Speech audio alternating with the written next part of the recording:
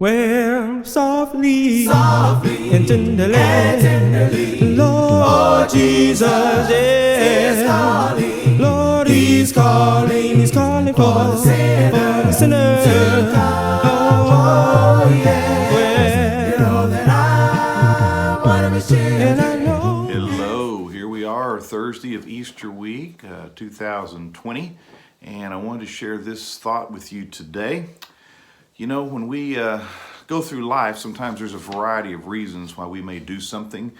Sometimes we're kind of a mixed bag of motives. That's not a bad thing necessarily. It's just sometimes we may do something for more than one reason. In other words, an example would be marriage.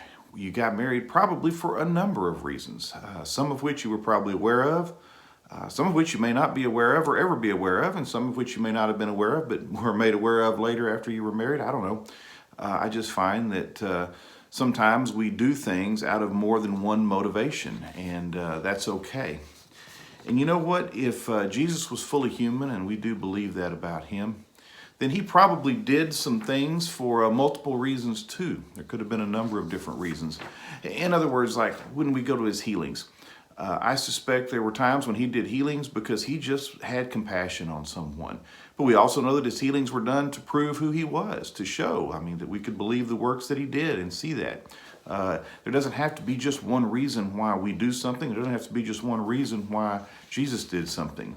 And as we're in Easter week, one of the things we reflect on and think about is Jesus and His, of course, death and then resurrection. So as we look at that, I suspect that we could ask the question, what made Him do this? And it would be very easy to simply say He did it because He loved us, and I think that's true. I think that probably is a primary, to be one way to wrap it all up. But I also want to take us back for a moment to the beginning of Jesus' ministry and think about that for just a moment. Let's go back to the beginning.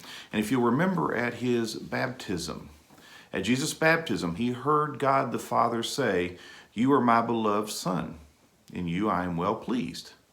And I got to thinking about that and wondering this week, isn't that a powerful thing to hear God say that He's pleased in you?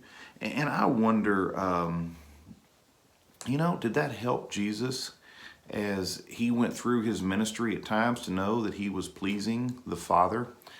Okay, if you want a simple illustration of this, my daughter Riley loves sushi. I could care less about sushi. I could never eat sushi again in my life. I would be just fine. To me, sushi is just bait that you would use to catch the thing you really want to eat. But she loves sushi. So on her birthday, where does she want to go eat? She wants to go eat sushi. Where do I go eat? And what do I eat? I go and I eat some sushi. Why? Because it pleases her. I love her. It pleases her.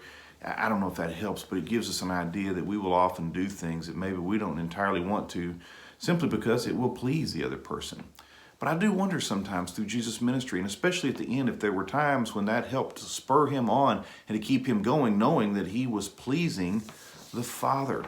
Because that had to be powerful, those words spoken at His baptism. "You are my beloved Son, and I am well pleased in you." That had to be something that was great to hear Him say. So the thought I want to leave you with today is let's do our best to make God our Father proud.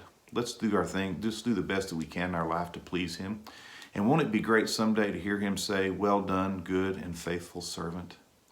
May God bless you through the rest of this day and as you finish out this week. Well, softly and tenderly, Lord Jesus is calling. Lord, He's calling for the sinner to come.